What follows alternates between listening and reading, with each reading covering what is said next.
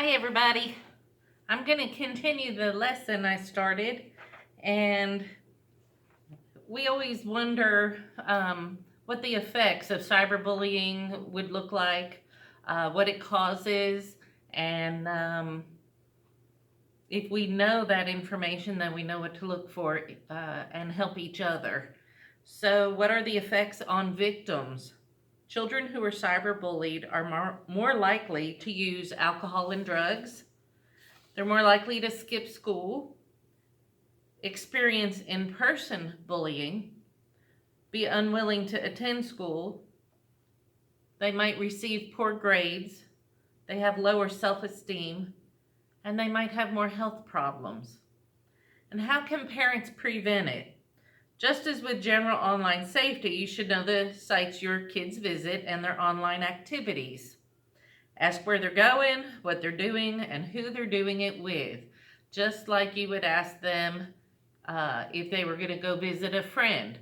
Which friend? Well, how long are they going to be there? All that kind of thing. You ask the same questions.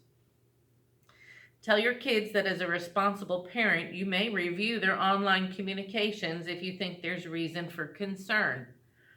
Installing parental controls and filtering software or monitoring programs is an option. But it also says not to rely solely on that. Actually check their phones at times.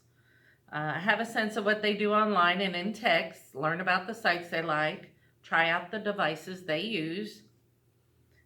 Parents need to ask for passwords. Tell them you'll only use them in case of an emergency.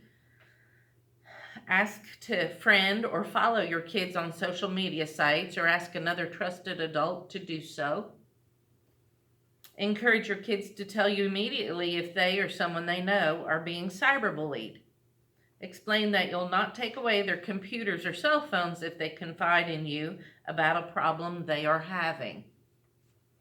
Establish rules about appropriate use of computers, cell phones, and other technology. For example, be clear about what sites they can visit and what they're permitted to do when they're online. Show them how to be safe online. Help them be smart about what they post or say. Tell them not to share anything that could hurt or embarrass themselves or others. Once something is posted, it's out of their control whether someone else will forward it. Encourage kids to think about who they want to see the information and pictures they post online. Should complete strangers see it? Real friends only? Friends of friends? Think about how people who aren't friends could use it. Understand school rules. Some schools have developed policies on uses of technology that may affect a child's online behavior in and out of the classroom. Ask the school if they have developed a policy. So what can you do if your child is a victim? Don't respond to and don't forward cyberbullying messages. Block the person who is cyberbullying.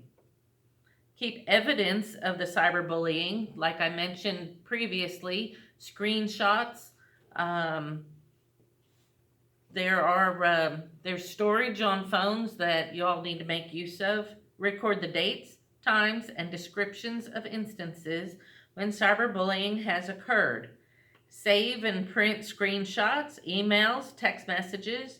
Use this evidence to report cyberbullying to web and cell phone service providers. Well, there's one of our bells. The FBI also wants to be notified when cyberbullying is taking place. And the contact information is on the KidCentralTN.com website. So when cyberbullying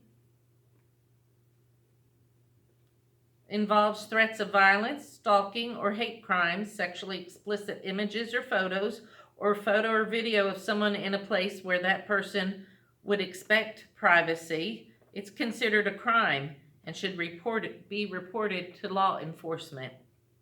Cyberbullying often violates the terms of service established by social media sites and internet service providers. Review their terms and conditions or rights and responsibilities sections and report cyberbullying to the sites or providers so they can take action. Notify school administrators. Of course, that is when school is in session. The school can use the information to help inform prevention and response strategies.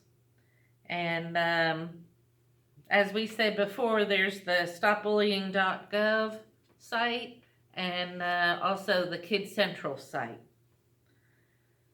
So this section is about gaming. In 2005, the American Psychological Association said comprehensive analysis of violent interactive video game research suggests such exposure increases aggressive behavior, thoughts, angry feelings, psychological arousal, and decreases helpful behavior. So the APA advocated reduction of all violence in video games and interactive media marketed to children and youth.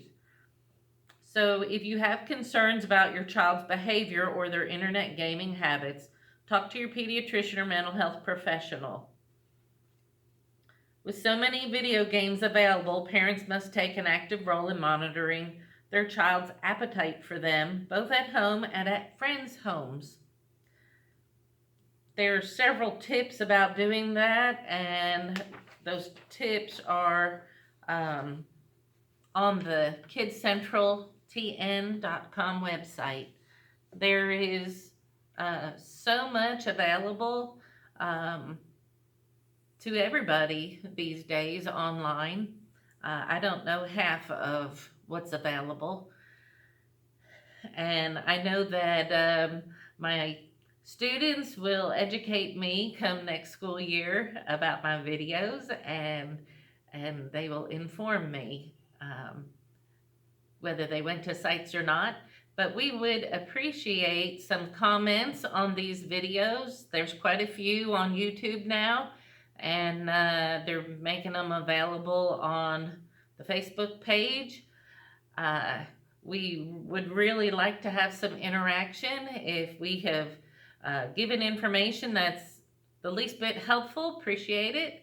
Appreciate a word, and we'll continue doing this through the summer, I think, and I look forward to seeing everybody soon. Okay, bye.